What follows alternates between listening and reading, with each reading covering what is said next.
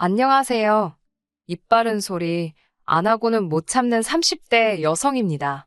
이제는 안 보고 살 시댁인지라 저희 시댁이라고 표현하는 것도 짜증나는데 그래도 편의상 저희 시댁이라고 부를게요. 저희 시댁에는 집밖에 모르는 인간이 하나 있는데요. 남편의 형, 그러니까 아주버님입니다. 제가 보기에는 특별히 잘난 것도 없고 성질만 개떡 같은데 시부모님께서는 그래도 맏아들이라고 나이 40 먹은 그 아들을 무슨 상전 모시듯 합니다. 제가 이렇게 사연을 쓰게 된 것도 어떻게 보면 시부모님 때문이기도 하네요. 자기 자식 안귀한 부모가 어디 있겠어요. 그렇게 생각하자면 저희 시부모님이 아주버님한테 꼼짝 못하는 것도 아주 이해 못할 일은 아니겠지요. 하지만 시부모님한테 아들이 저희 아주버님만 있겠어요? 그러면 제가 이렇게 사연을 쓸 이유가 없지요. 제가 열받는 건 저희 남편에겐 형인 아주버님도 있고 어린 여동생, 그러니까 시누이도 있습니다. 저희 시부모님은 맏아들은 상전 모시듯 시누는 무슨 공주 키우듯 하시면서 저희 남편만 찬밥 취급을 하시더군요. 저희 남편이 어디 못난 구석이 있는 것도 아닙니다. 제 눈에 안경이라 하실까봐 객관적인 사실만 먼저 말씀드릴게요. 둘째인 남편은 세 남매 가운데서 제일 좋은 대학교를 졸업했습니다. 유학을 가고 싶었는데 시부모님께서 돈이 없어서 못 보내주신다 하셨대요. 하지만 그 무렵 아주버님께서 사업을 한다고 난리를 쳐서 시부모님이 지금 사시는 아파트를 담보로 1억을 대출받아 지원해 주셨다고 하더군요. 남편 말로는 워낙에 큰형과 어려서부터 차별을 받아왔기에 웬만한 일로는 상처도 잘 안 받는데 그때는 감정적으로 많이 힘들었다고 하더라고요. 그래도 다행히 지금은 판교에서 가장 잘 나가는 IT 회사에 연봉 1억 넘게 받으며 다니고 있습니다. 아주버님 사업은 결국 망해서 본전도 못 건졌어요. 평생 시부모님이 주시는 용돈만 쓰고 살았지 어디서 제대로 아르바이트도 안 해본 사람이 갑자기 무슨 운동기계를 가져다 판다고 설쳤으니. 뿐만 아니라 신우에 대한 아버님 어머님의 지원도 장난이 아니었어요. 대학생인 신우는 어느 다른 여대생들처럼 외모를 가꾸는데 관심이 많았습니다. 저도 그런 시절이 있었으니 당연히 그 마음 이해하지요. 하지만 제가 지금 연봉 8천을 받으며 회사 생활을 하고 있는데 이런 저도 2, 300만 원짜리 핸드백은 선뜻 사기가 어렵거든요. 신우는 거침이 없더라고요. 일단은 어머님 아버님을 조르고 그게 여의치 않다 싶으면 지 오빠들을 아주 달달 볶아요. 무슨 프라이팬 위에서 감자 볶듯이 어지간히 달달 볶습니다. 개떡 같은 성질을 가진 아주버님도 신우한테는 꼼짝을 못하더라고요. 아주버님이 그럴 정도니 순딩이 저희 남편은 어땠겠어요? 그나마 저희 남편은 저랑 결혼 이야기가 나오면서 자의반 타의반으로 신우의 무리한 요구에서 벗어나게 되었습니다. 새 남매의 인물에 대해 말해보자면 이건 뭐 다들 보는 눈이 다르니까요. 제가 제 남편 잘생겼다고 말해봤자 푼수 소리나 듣겠지요? 저희 남편이 뭐 연예인처럼 후광이 비치고 그런 건 아니에요. 하지만 키도 크고 웃는 얼굴이 얼마나 보기 좋은지 모릅니다. 정말이지 사연을 말하면 말할수록 왜 시부모님께서 저희 남편만 데려온 자식 마냥 대하신 건지 이해가 안 되네요. 저와 남편은 대학교 선배의 소개로 만났습니다. 당시 제 선배 중 한 명이 남편과 같은 회사를 다니고 있었거든요. 선배가 자기가 정말 아끼는 후배라면서 데리고 나온 사람이 남편이었어요. 제가 평소에도 워낙 따르던 선배였는데 그런 선배가 좋은 사람이다 털어서 먼지 하나 나올 거 없는 사람이다라며 거듭 칭찬을 하더라고요. 덕분에 만나기 전부터 저는 남편에 대해 굉장히 긍정적인 생각을 갖고 있었네요. 그리고 실제로 남편을 만나보니 사람이 정말 소탈하고 괜찮더라고요. 사실 워낙에 똑똑하고 잘난 사람들이 많은 업계라서 콧대 높은 사람들이 많다는 이야기를 몇 번 들었었거든요. 그런데 저희 남편은 거들먹거리고 그러는 것도 전혀 없었고 말도 잘 통하고 여러모로 이 남자다 싶었네요. 나중에 듣기로 남편 역시 선배로부터 제 칭찬을 워낙 많이 들었었답니다. 그래서 저란 사람이 너무 궁금했대요. 막상 만나보니까 들은 대로 서글서글하고 동시에 할 말은 똑부러지게 하는 똑순이 같아서 마음에 쏙 들었다고요. 서로에게 확신이 있었던 저희는 그렇게 만난 지 10개월 만에 결혼을 약속했습니다. 시댁에 처음 인사 갔던 날은 지금도 잊혀지지가 않아요. 시부모님께서는 남편을, 그러니까 당신 아들을 제 앞에서 까내리려고 작정을 하신 분들 같았습니다. 어디 감히 지 형이 아직 장가도 안 갔는데 결혼을 하겠다고 드는지 모르겠다면서 저더러 저렇게 경우가 없는 앤데 괜찮겠냐고 물으실 정도였지요. 당황스러웠지만 그때는 솔직히 어머님 아버님이 진심으로 하시는 말씀이신지 단지 도가 지나친 질라진 농담인지 구분하기가 어려웠어요. 그래서 뭐라고 딱히 반박은 못하고 적당히 맞장구 치면서 웃어 넘겼습니다. 하지만 어머님 아버님과 몇 번의 대화를 하면서 진심으로 당신 둘째 아들 기분은 안중에도 없으시다는 걸 알게 되었네요. 그리고 그런 어머님 아버님의 태도는 저로 하여금 왠지 모를 정의감을 느끼게 했어요. 이곳에서 남편을 구해줘야겠다. 저만큼은 남편을 1순위에 두고 사랑을 줘야겠다. 그런 의지를 갖게 했네요. 솔직히 결혼 준비를 하면서 남편이 왜 유학을 가지 못했는지 들었던 터라 금전적 지원에 대한 기대는 일절하지 않았습니다. 남편이나 저나 각자 모아둔 돈도 꽤 있었고 돈도 잘 버는 상황이었으니 아쉬울 것도 없었고요. 하지만 오히려 시부모님께서 돈을 요구하실 줄은 몰랐네요. 남편과 저를 앉혀놓고 말씀하시길 다른 집 자식들은 1억씩 벌어주고 간다는데 너희는 어떻게 할 거냐고 1억을 주고 갈 거냐 아니면 앞으로 달달이 생활비를 줄 거냐. 제가 황당해서 어느 집 자식들이 그러고 결혼을 하냐고 따져 물었습니다. 그런 자식들은 아마 부모가 집이라도 사주고 하다못해 그 앞으로 차라도 한 대 뽑아주시지 않았겠냐고 덧붙였어요. 그러자 어머님께선 남편더러 아주 대바라진 애를 데리고 왔다며 저랑 결혼하면 당신들 볼 생각은 하지 말라고 그러시더군요. 하지만 남편이 제 손을 딱 잡더니 이 결혼은 포기 못한다고 했습니다. 그때 어머님 아버님 표정은 뭐랄까 남편에 대한 괘씸함과 당혹스러움이 뒤섞여 있었달까요? 사실 저조차도 남편이 그렇게 말을 했을 땐 꽤나 놀랐으니까요. 남편의 그 태도에 저는 결혼에 대한 확신을 갖게 되었고 그렇게 저희는 부부의 연을 맺게 되었습니다. 웃긴 건 막상식을 올리고 나니까 보고 살지 말자더니 시부모님께선 또 아무 일도 없다는 듯 저희를 대하셨어요. 허풍이셨다는 걸 알고 나서는 굳이 어른들 자존심 건드려서 뭐 하겠나 싶어서 저도 적당히 며느리 도리를 해드렸고요. 살가운 고부관계는 아니었어도 그럭저럭 불편한 거 없이 지냈습니다. 하지만 진짜 문제는 바로 아주버님이셨습니다.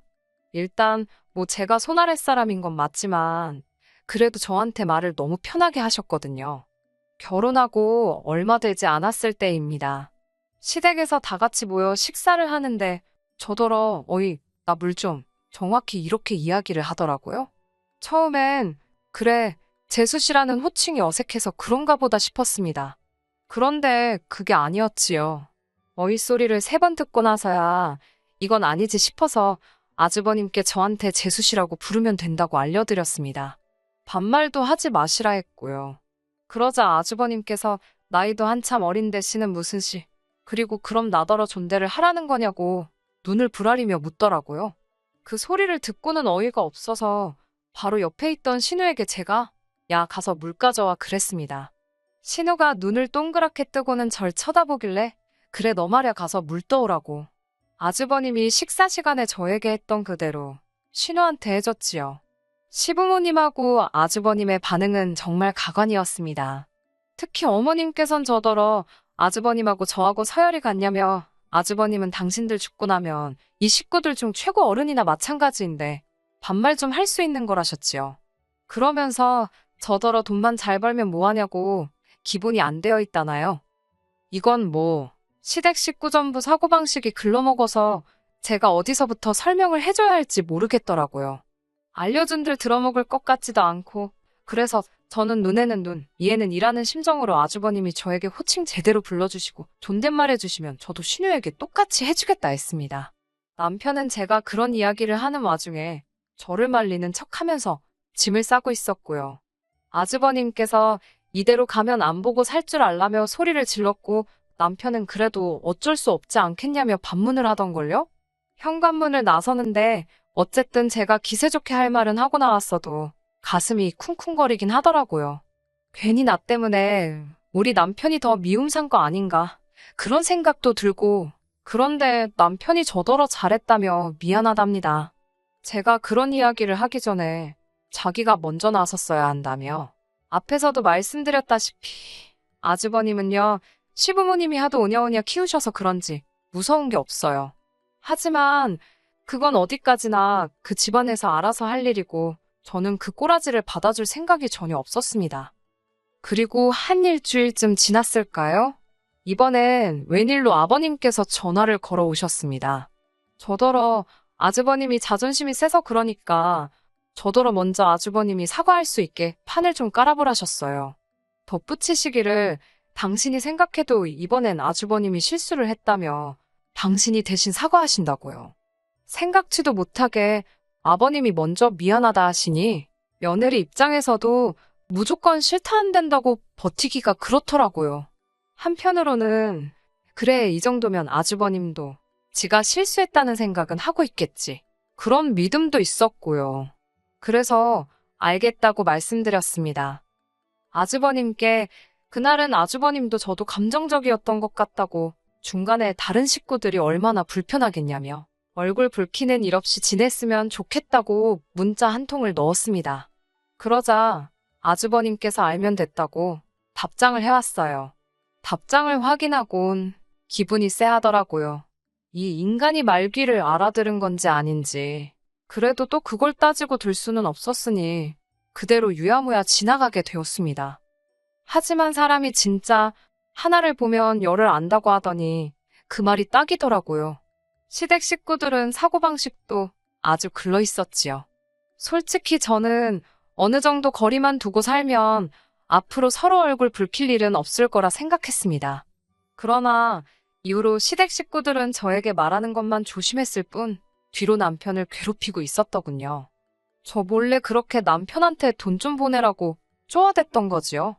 착해 빠진. 솔직히 제 남편이라 착하다고 표현했지만 저도 답답하더라고요. 그래요.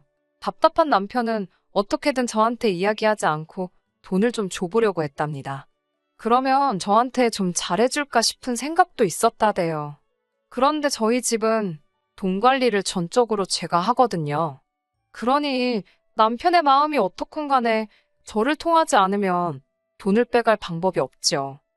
또한 저희가 결혼하면서 양가 부모님들로부터 도움을 안 받았기 때문에 대출을 꽤 받았거든요. 그래서 시부모님과 친정부모님께 당분간은 명절과 특별한 날 50만 원씩 챙겨드리는 걸 제외하고는 경제적으로 도와드릴 수 없다고 진작에 말씀을 드렸었고요. 그런데 저 몰래 자꾸 남편에게 돈을 달라고 하셨다는 게 솔직히 짜증도 나고 부담스러웠습니다.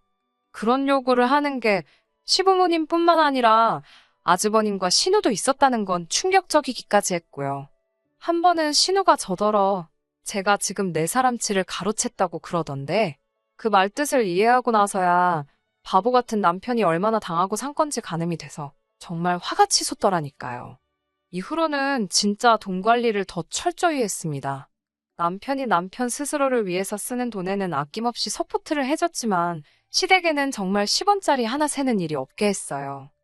그나마 시부모님은 그래도 돈 때문에 기분이 상하신 티는 안 내셨는데 문제는 아주버님이었습니다.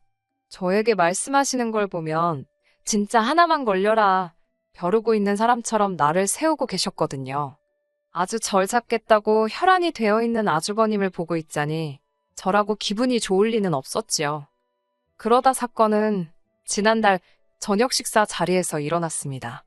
아버님 생신을 축하하기 위해 시부모님과 아주버님 그리고 저희 부부가 모였습니다. 아버님 생신인 걸 아신 친정부모님께서 호텔 뷔페에 갈 수 있는 상품권을 선물로 주셨는데 어머님께선 뷔페라 봤자 가면 찍어 먹을 것도 하나 없다고 저더러 직접 생신상을 차려달라 하시더라고요. 그래서 시댁에서 모이게 되었지요.